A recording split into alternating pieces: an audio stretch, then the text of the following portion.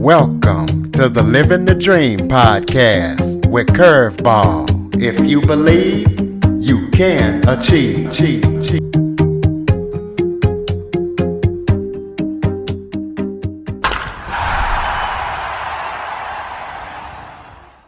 Welcome to the Living the Dream with Curveball podcast, a show where I interview guests that teach, motivate, and inspire. And we definitely have an inspirational story today, as I am joined by entrepreneur Courtney Lewis. Courtney has went through a lot of trauma in her life. She has studied criminal justice and massage therapy. And I know that doesn't make sense, but it will once you hear her story. She's went through things like having her dad in prison and even having a law enforcement duty weapon pointed at her head at a young age. So we're going to be talking all about that and everything that Courtney's up to. So Courtney, thank you so much for joining me today. Thank you for having me. I appreciate it very much. And thank you to your audience for having me. I appreciate it. Well, why don't you start off by telling everybody a little bit about yourself? Well, I am 32 years young, grew up, born and raised in the Midwest, Wisconsin, Minnesota area. And it was hectic. It was lots of highs, lots of lows, as you mentioned. I was born in Wisconsin, and we were in a rough part, and a lot of people don't think rough when they think Wisconsin, but it was my next door neighbor for the most part was a pimp, and that was my babysitter. And my mom wanted to move me across the river, literally about 10 minutes across the river to Minnesota, to give me a better chance away from the drugs and the racial inequality, just to kind of have a fighting chance in life. And that's when life kind of took a turn. That's when everything all went downhill for the both of us, for our entire family. And that's kind of where my story starts. Well, when you say downhill, as much detail as you want to go into, explain to the listeners what happened once you guys moved. Well, my father has been in and out of prison. He's a Cuban immigrant, came over during the Maria boat lift, and he's been in and out of incarceration since he was in Cuba. And he came over, he was like, I want to say 16 when he came from Cuba. And over here was no different. He actually met my mom when he was fresh out of prison in 89. And so he was in and out of my life for incarcerations. When we moved to Minnesota, when normal kids were going on family picnics and, family, trips, vacations, things like that, my family was actually running drills on how to conceal my father should the police ever come looking for him. Most families were watching America's Funniest Home Videos in the 90s, having movie nights, things like that, or game nights. My family was watching America's Most Wanted to make sure my father wasn't on an episode. And I never understood that. As far as I knew, my dad, the worst thing he would do was get drunk and steal frozen pizzas from the local gas station, which obviously that's not right either. But that's as far as I knew his criminal history was. There was no internet back in those days. This was before Google. This was the early 90s. And then I remember in 1996, it was middle of winter. We had just celebrated my dad's birthday, and I was taking a bath, and all of a sudden I hear boom, and I was 6 years old, and my mind instantly said, the police are here. And no child should ever have that mindset to just know the police are here when you hear that kind of pound on your door. And I just hear tons of stomping through our house. We had a little 1-bedroom apartment, and I hear them screaming, Armando, where are you? Where are you? We know you're here. Come out, come out. And then I hear them pounding on the bathroom door. We know he's in there. We know he's in there. Come out, Courtney, come outside. And I just kept screaming, he's not in here. I'm taking a bath. And my mom was just crying. She said, she's taking a bath. She's naked. Let me at least get her clothes. They said, nope, you don't have time to get her clothes. Get her out of the bathroom. So my mom brought me a towel, and they would not allow her to get me clothes. As soon as I came out, they had a gun to my head. And again, I'm only 6 years old, so I'm traumatized at the fact that I have a gun to my head. And she was babysitting this little boy. He was maybe 6, 7 months old at the time. He's screaming. And they told us to go stand out on our porch, which was not fully enclosed. It was exposed to the elements. And they wouldn't allow any of us to get winter jackets on, wouldn't allow us to put any warm clothes on, wouldn't allow me to put any clothes on. So I'm standing there dripping wet in a towel. And all I could think was, don't look in the living room closet. Don't look in the living room closet. And we had, like I said, we had practiced the drill over and over how to conceal him. But somehow he made a noise or something. And they said, Armando, we know you're in the closet. Come out with your hands up. And I watched them hog tie my father and carry him down the stairs in the dead of winter with no shirt on, no shoes on, no socks, just sweatpants, and throw him at gunpoint in the back of a squad car while I and my mother and a 7-month-old baby were all held at gunpoint. That was my first experience. That was my welcome to Minnesota. On top of that, every child that grew up in that, I lived in an apartment. It was like a triplex apartment, but it was in the middle of a trailer court, a very prominent trailer court in that town.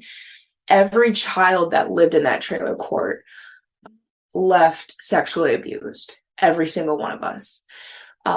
It was not good to us, to any of us. My mother and I and one of our neighbors were in a car accident shortly, maybe 7 or 8 months after my father was arrested.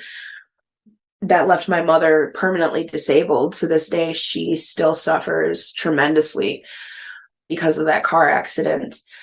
A military woman was speeding and driving half asleep, and her excuse for hitting us was, I was watching a cute guy go by in his truck.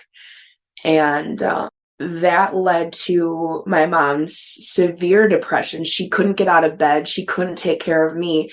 And again, I must have just turned 7. I must have just turned 7. And anytime I tried to take care of myself or take care of the house, clean, do dishes, anything, my mother would scream at me. I'm talking the way that you wouldn't even scream at a grown adult. And our house ended up disgusting. We had pets that went unkempt. Our house was filthy. Turned into an episode of Hoarding Buried Alive. Eventually we got evicted from that house. My grandparents bought a trailer and let my mom make payments on it towards paying like rent to own. And that home became a hoarding situation as well, to the point we had, I think, 9 cats at one time. We had fish, we had all sorts of animals, and there were fleas everywhere, roaches. Our cats would vomit and there would be worms in it. They would urinate and defecate everywhere. And again, my mom wouldn't let me clean anything. So it just rotted through our floors. Anytime I would leave the house, I would have to leave 45 minutes before I had to be at the bus stop or to wherever I needed to be, just to get the bugs off of me. I remember going outside in the summertime and looking down at my legs, and you couldn't even see the color of my skin because there were so many fleas on my skin. It was bad, and nobody was the wiser, or nobody cared to say or do anything until I was in 2nd grade. I was called to the principal's office, and I was met by the chief of police, the school nurse, the school counselor, and the principal. And they interrogated me, 8 years old. And I broke down, told them everything. And when I got home on the school bus, I just hear everybody laughing and saying, "Oh, she's going to jail." And I looked, and it was my mom just sobbing with the chief of police behind her. And the first thing that came to my mind was, I'm going to foster care. I had no idea what that meant. I have never been in foster care to that point, but I just knew I was going to foster care. And I got off the bus and I ran up to my mom and he said, "You have 5 minutes to say your goodbyes and you are going to your grandparents' house and you will not see your mom again." And that was the hardest thing. Like, I resented my mom for the way that we had been living, but that was the hardest thing that I had been through up to that point, even after having a gun to my head or being babysat by a pimp and watching him beat his pregnant wife while she was in labor and telling her to shut the F up. And like, I had been through a lot to that point, and that was probably the hardest thing, was being taken away from my mom and placed with my grandparents, my very racially ignorant Caucasian grandparents. That was very difficult. And then living with their daughter, my aunt, who was always threatening my life at every chance she could. That was pretty miserable. So that was my introduction to Minnesota. Well, you've really been through a lot. Tell us how you got into criminal justice and massage therapy. Criminal justice was my way of making a change from the inside of the system out. I ended up, obviously, my dad was in and out of incarceration. I ended up having a run-in with the law when I was 16. I was diagnosed with ADHD and OCD and PMDD, which is, for all of our guests who are unaware, and I apologize for the TMI in advance, it's like PMS, but on steroids. Everything is magnified. So when I go through it, I rage. And I was having suicidal tendencies and ideations. And when I was 16, I was going through it so hard. And I was having complications because I was inconsistent with my ADHD and depression meds. They had me on extremely high doses of Adderall and Prozac. And I was abusing them, but not in the way that people think of abusing them. I was just very inconsistent with them. And I ended up going to juvenile federal detention because my neighbors said that I was threatening them with a knife, when in reality I was outside being suicidal with a knife. Luckily, my charges were reduced and I was let go and everything got squared away. I got probation, all of that. But it took a guard in juvenile federal detention to tell me, "You're not a bad kid. You're not a bad person. You are not your mistakes. You just made bad decisions." And that really stuck with me over the years. And it took a jailer when I went to court to tell me, a lot of kids go through the system and they get stuck in the system because when they make mistakes, their parents don't want to give them another chance. So if you need a place to stay, you're always welcome to come stay at my home. And this was this little old man. And he was just like, "My wife and I are more than willing to take you in and help you out because you're not a bad kid." And I wanted to be that change for a kid. I wanted to be somebody that, let these kids know, you're not bad kids. You're not your mistakes. You just made bad decisions. And it's okay. We all make mistakes. And so I just really wanted to make a decision, make a change from the inside out within the system. So that's how I got into criminal justice. But I always had a passion for massage therapy as alternative medicine. And so I was so torn as to which way I wanted to go with my degree. And then shortly before or after high school graduation, my grandmother that I was placed with during foster care was diagnosed with multiple sclerosis, as well as her sister. And she was given these ridiculous drugs that were so costly and had the worst side effects. And she said they help, but not to the extent that I would like them to. And they're just not worth the price that I'm paying. And every time I go get a massage, it helps tremendously, but I can't afford to go, every day. I can't afford to go do it as often as I would need it to, or as I would need to. And all I could think was, this is alternative medicine. This isn't a luxury. And I feel like this needs to be offered to more and more people that could use it, could, need it. And so that was another place where I felt I need to help make a change. I need to help make a difference. So after I, started criminal justice, I actually took a break and went to school for massage therapy. And there were actually a lot of people there who were going to school to use it as alternative medicine, like for cancer patients, for people who are at end of life and things like that. So I was like, wow, I really am in the right place. And then once I finished up with that, I went back and finished my criminal justice degree.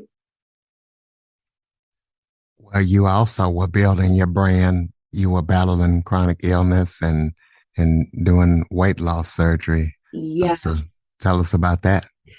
In 2016, I had the worst pain of my entire life. I literally thought I ruptured my bladder, and I was bedridden for 2 weeks. I didn't go to the doctor. I was so scared that they were going to tell me, well, you ruptured your bladder. There's nothing we can do. You're dying. But then eventually went away and it came back. Finally, I decided to go in and they said, you have diverticulitis. And that they said, there's nothing we can do but operate, take out part of your colon. And right now, you are not at a healthy enough weight where we can safely operate. If we operate right now, you will die.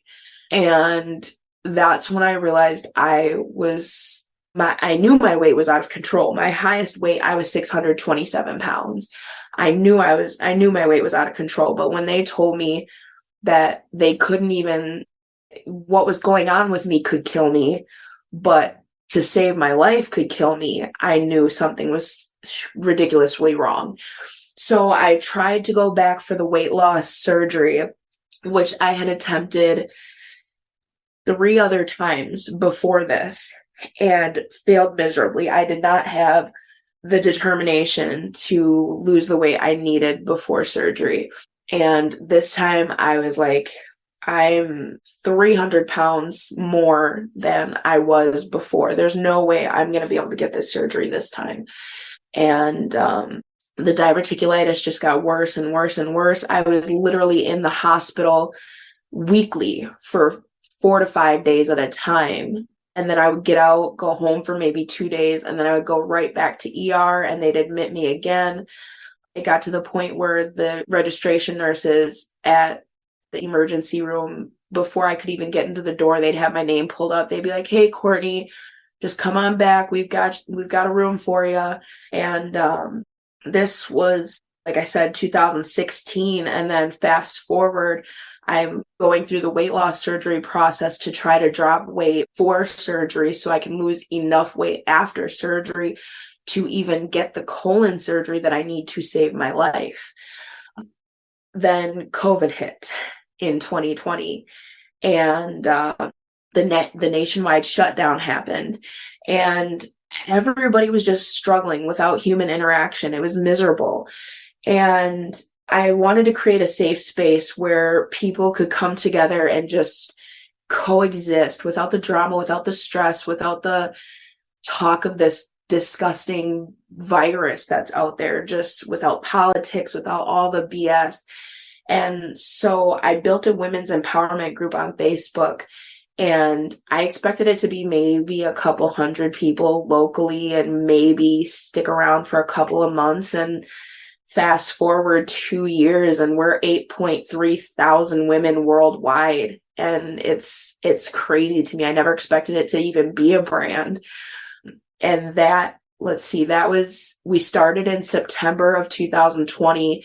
In May of 2000, that was in September of 2020. In May of 2020, I had my weight loss surgery. I dropped from 627 to 467. And then August of 2021, I'm getting all my dates wrong. August of 2020, I had weight loss surgery. May of 2021, I had my colon surgery. So I ended up, obviously, I'm still here. I had my life-saving operations, had my weight loss surgery. But the thing is, in between those two surgeries, I had over a dozen minor surgeries. I kept getting infections from my bladder and everything. I ended up having to have my appendix removed during my colon surgery. The diverticulitis wrapped its way around my appendix. They couldn't figure out why I kept coming in with inflammation there, and that ended up happening. They didn't think I would make it through that surgery. It was such a long process. They said I would either have a heart attack or stroke out because I was under so long. For 6 months after my weight loss surgery, I lost all use of the lower half of my body due to a vitamin B deficiency. And they don't test for that vitamin deficiency, so they couldn't figure out what was wrong with me, why I had no use of the lower half of my body. I ended up with pulmonary embolisms. I had COVID all within a couple of weeks. I lost most of my hair. It was nuts. It was nuts. All of this while building this women's empowerment group and brand.